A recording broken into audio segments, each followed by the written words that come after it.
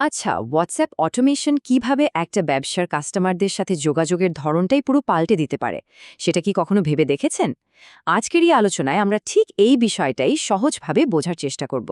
চলুন তাহলে শুরু করা যাক। রোজ রোজ ম্যানুয়ালি স্প্রেডশিট গোছানো আর তার মধ্যে থেকে লিড বা সম্ভাব্য গ্রাহকদের হারিয়ে ফেলা, এই ব্যাপারটা কি খুব পরিচিত লাগছে?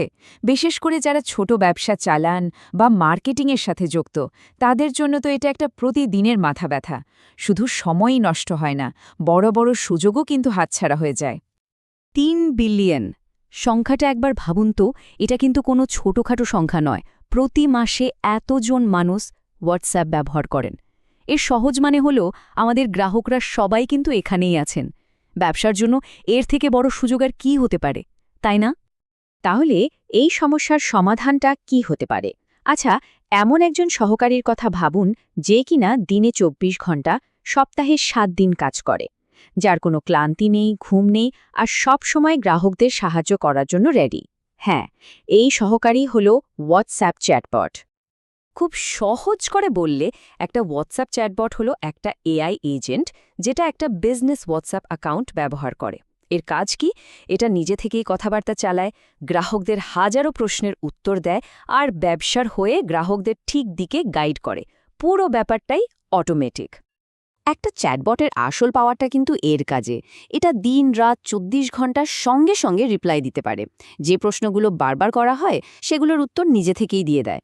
নতুন লিড বা কাস্টমারদের কোয়ালিটি বুঝে তাদের আলাদা করতে পারে। অ্যাপয়েন্টমেন্ট শিডিউল করা থেকে শুরু করে অর্ডার ট্র্যাক করা বা রিটার্নের মতো কাজগুলো একাই সামলে নিতে পারে। ভাবা যায়? এখন আসল প্রশ্ন হলো, এই কাজটা করার জন্য সঠিক টুল কোনটা? এখানেই আসে সবচেয়ে গুরুত্বপূর্ণ সিদ্ধান্তটা। সাধারণ হোয়াটসঅ্যাপ বিজনেস অ্যাপটা ব্যবহার করা হবে, নাকি আরও শক্তিশালী এপিআই বেছে নেওয়া হবে? চলুন দেখে নেওয়া যাক। তো কোন টুলটা ব্যবহার করা উচিত? দেখুন, দুটো অপশন আছে, আর দুটোর মধ্যে পার্থক্যটা বেশ পরিষ্কার। একদিকে আছে হোয়াটসঅ্যাপ বিজনেস অ্যাপ। এটা কাদের জন্য ভালো? ধরুন যারা একা কাজ করছেন বা যাদের ছোট টিম আছে, তাদের জন্য এটা একদম পারফেক্ট। একটাই সমস্যা, এটা একটা ডিভাইসে একজনই ব্যবহার করতে পারে। আর অটোমেশনের দিক থেকেও খুব বেসিক, মানে ধরুন কুইক রিপ্লাই বা অ্যাওয়ে মেসেজ সেট করা যায়। কিন্তু অন্যদিকে আছে হোয়াটসঅ্যাপ বিজনেস এপিআই। এটা হলো আসল গেম চেঞ্জার, বিশেষ করে বড় ব্যবসার জন্য। এখানে যত খুশি ইউজার, যত খুশি ডিভাইস ব্যবহার করা যায়। আর অটোমেশন একদম ফুল প্যাকেজ, মানে এআই চ্যাটবট থেকে শুরু করে সিআরএম ইন্টিগ্রেশন পর্যন্ত সব কিছুই সম্ভব। এপিআই পাওয়াটা যতটা জটিল শোনায়, আসলে কিন্তু ততটা না। পুরো ব্যাপারটা মাত্র ৩টা সহজ ধাপে হয়ে যায়। প্রথমে একজন বিজনেস সলিউশন প্রোভাইডার বা বিএসপির সাথে পার্টনারশিপ করতে হবে। তারাই এই টেকনোলজিটা দেবে। এরপর তাদের সাহায্যেই নিজের অ্যাকাউন্টটা কানেক্ট করে নিতে হবে। আর সব শেষে কোনো রকম কোডিং ছাড়াই, মানে শুধু ড্র্যাগ অ্যান্ড ড্রপ করে নো কোড টুল দিয়ে নিজের পছন্দ মতো অটোমেশন বানানো যাবে। ঠিক আছে, টুল তো বেছে নেওয়া হলো, কিন্তু এখানেই কাজ শেষ নয়। এর পরের ধাপটা আরও জরুরি, মানে নিয়মকানুন মেনে চলা। হোয়াটসঅ্যাপে এমনভাবে যোগাযোগ করতে হবে যেন অ্যাকাউন্টটা ব্যান হয়ে না যায়। চলুন জেনে নিই কিভাবে নিরাপদে থাকা যায়। শুধু এই ২০২৪ সালেই ভারতে ৮৪ লক্ষেরও বেশি হোয়াটসঅ্যাপ অ্যাকাউন্ট ব্যান করা হয়েছে, শুধুমাত্র নিয়ম না মানার জন্য। এই সংখ্যাটা থেকেই বোঝা যায় হোয়াটসঅ্যাপ তাদের পলিসি নিয়ে কতটা সিরিয়াস আর নিয়ম ভাঙার ঝুঁকিটা কতটা বাস্তব। হোয়াটসঅ্যাপের যোগাযোগে সবচেয়ে গুরুত্বপূর্ণ নিয়ম হলো এই ২৪ ঘন্টার নিয়ম। ব্যাপারটা কি?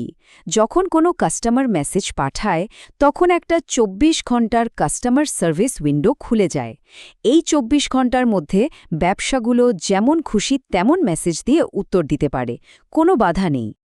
এই ২৪ ঘন্টার নিয়মটা মেসেজিং স্ট্র্যাটেজিকে দুটো ভাগে ভাগ করে দেয়। যখন কাস্টমার মেসেজ পাঠানোর ২৪ ঘন্টার মধ্যে কথা হয়, তখন ব্যবসাগুলো ফ্রি হ্যান্ডে কথা বলতে পারে। এর মূল উদ্দেশ্য হল সঙ্গে সঙ্গে কাস্টমার সার্ভিস দেওয়া।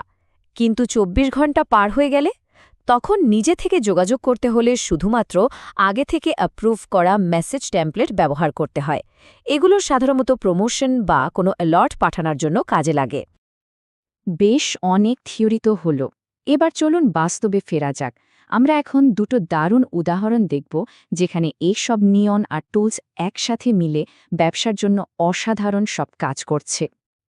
আমাদের প্রথম উদাহরণ হল অটোমেটেড লিড স্কোরিং, মানে সম্ভাব্য গ্রাহকদের কোয়ালিটি যাচাই করা। ব্যাপারটা ভাবুন, একজন কাস্টমার ওয়েবসাইটে একটা ফর্ম ফিল আপ করার সঙ্গে সঙ্গে একটা সিস্টেম বলে দিচ্ছে যে এই লিডটা হট, ওয়ার্ম নাকি কোল্ড, মানে কারা কেনার জন্য বেশি আগ্রহী সেটার সঙ্গে সঙ্গে জানা যাচ্ছে। এই পুরো প্রসেসটা কিন্তু খুবই সহজ কিন্তু ভীষণ পাওয়ারফুল। প্রথমে একজন লিড ওয়েব ফর্মটা জমা দিল, সঙ্গে সঙ্গে এআই তাকে একটা স্কোর দিল। এরপর সব ডিটেলস অটোম্যাটিক্যালি গুগল শিটস বা সিআরএমে সেভ হয়ে গেল। আর সবশেষে সেলস টিম সঙ্গে সঙ্গে হোয়াটসঅ্যাপে একটা অ্যালার্ট পেয়ে গেল। এর ফলে কি হলো? সবচেয়ে গুরুত্বপূর্ণ লিডগুলোর ওপর সাথে সাথে ফোকাস করা গেল। আমাদের দ্বিতীয় উদাহরণটা ই কমার্স ব্যবসার জন্য তো একটা আশীর্বাদের মতো। এর নাম হলো অ্যাব্যান্ডেন্ড কার্ট রিকভারি, মানে যারা শপিং কার্টে জিনিস অ্যাড করেছে কিন্তু কেনাকাটায় শেষ করেনি, তাদের কাছে অটোমেটিক মেসেজ পাঠিয়ে সেই সেলগুলো ফিরিয়ে আনা। এই ওয়ার্কফ্লোটা আরও ইন্টারেস্টিং। ধরুন একজন কাস্টমার কার্টটা ছেড়ে চলে গেল, কিছুক্ষণ পর একটা টাইমার নিজে থেকেই একটা রিমাইন্ডার মেসেজ পাঠিয়ে দিল। তাতেও যদি কাজ না হয় তাহলে একটা ডিসকাউন্ট অফার দিয়ে আরও একটা ফলো আপ মেসেজ গেল। আর অনেক ক্ষেত্রেই দেখা যায় কাস্টমাররা চ্যাটের মধ্যেই তাদের কেনাকাটাটা শেষ করে ফেলে। ব্যবসার জন্য এটা তো একটা বিরাট জয়। তো আমরা দেখলাম অটোমেশনের শক্তিটা ঠিক কোথায়, কিন্তু এই বিশাল শক্তির সাথে কিছু দায়িত্বও কিন্তু চলে আসে। সুযোগটাকে পুরোপুরি কাজে লাগাতে হলে ঝুঁকিগুলোকেও খুব স্মার্টলি ম্যানেজ করতে হবে। তাহলে প্রশ্ন হলো, এই সব কিছুর মধ্যে সবচেয়ে বড় ঝুঁকিটা আসলে কি? সত্যি বলতে সবচেয়ে বড় ঝুঁকি হলো অসতর্কতার কারণে নিজের ব্যবসার হোয়াটসঅ্যাপ অ্যাকাউন্টটা ব্যান হয়ে যাওয়া। তাই এই ঝুঁকিটা কমানোর জন্য কিছু বিষয় মাথায় রাখাটা খুব জরুরি। অ্যাকাউন্ট ব্যান এড়ানোর জন্য এই চেকলিস্টটা মেনে চলাটা মাস্ট। ১. সবসময় অফিসিয়াল বিজনেস এপিআই ব্যবহার করতে হবে। ২. কাস্টমারদের কাছ থেকে মেসেজ পাঠানোর জন্য স্পষ্ট সম্মতি বা অপটিন নিতে হবে। ৩. মেসেজ পাওয়া বন্ধ করার জন্য একটা সহজ অপ্ট আউট অপশন রাখতেই হবে। ৪. স্প্যামের মতো মেসেজ না পাঠিয়ে দরকারি আর পার্সোনালাইজড মেসেজ পাঠাতে হবে। আর সব শেষে নিয়মিত নিজের অ্যাকাউন্টের কোয়ালিটি রেটিং চেক করতে হবে। অটোমেশনের পাশাপাশি এখনকার দিনের সিকিউরিটি থ্রেটগুলো নিয়েও কিন্তু আমাদের সতর্ক থাকতে হবে। যেমন স্ক্রিন শেয়ারিং স্ক্যাম থেকে সাবধান। হুট করে আসা কোনো ফোন কলের অনুরোধে রিমোট অ্যাক্সেস টুল একদমই ইনস্টল করা যাবে না। আর নিজের টিমের সবাইকে সোশ্যাল ইঞ্জিনিয়ারিং বা প্রতারণার বিভিন্ন কৌশল চেনানোর জন্য ট্রেনিং দিতে হবে, যাতে তারা কোনো ফাঁদে পা না দেয়। সবশেষে এই দারুণ কথাটা দিয়েই শেষ করি। কথোপকথনের মাধ্যমে ব্যবসার দিকে এই পরিবর্তনটা শুধু একটা টেকনোলজিক্যাল আপগ্রেড নয়, এটা একটা কৌশলগত নির্দেশ। এর মানে হলো এই প্রযুক্তি ব্যবহার করাটা এখন আর কোনো অপশন নয়, বরং ব্যবসায়িক সাফল্যের জন্য এটা একটা জরুরি পদক্ষেপ। এখন প্রশ্ন হলো, এই কৌশলগত পরিবর্তনের জন্য কে কতটা প্রস্তুত?